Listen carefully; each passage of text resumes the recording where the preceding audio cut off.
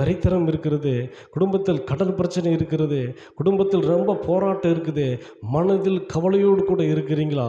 கவலைப்படாதீங்க. கர்த்தர் உங்களை மறக்கவில்லை. நாளை தினத்தை குறித்து நீங்கள் கவலைப்படாதீங்க. உங்கள் மனதில் காணப்படுகிற எல்லா கவலைகளையும் அவர் மாற்றி போடுவார். பிள்ளைங்க படிக்கிறாங்க, அவங்களை எப்படி ஃபீஸ் கட்டுவேன்? பிள்ளைகள் திருமணத்துக்காக காத்திருக்கிறாங்களே, எப்படி திருமணத்தை நான் ஆயத்தம் பண்ணுவேன்? எப்படி திருமணத்தை நடத்துவேன்? அதுக்குரிய தேவைகள் எப்படி சந்திக்கப்படும்? பிள்ளைக்கு ஒரு நல்ல ஒரு வேலை கிடைக்குமா? என் பையனுக்கு ஒரு நல்ல ஒரு வேலை அமையாதா? ஏதோ ஏக்கத்தோடு, ஏதோ கவலையோடு கூட நீங்கள் இருக்கலாம். கவலைப்படாதீங்க. உங்கள் கவலைகளை எல்லாம் அவர் மேல், ஏசப்பா மேலே வைத்து விடுங்க. நீங்கள் ஒன்றுக்கும் கவலைப்படாதீங்க.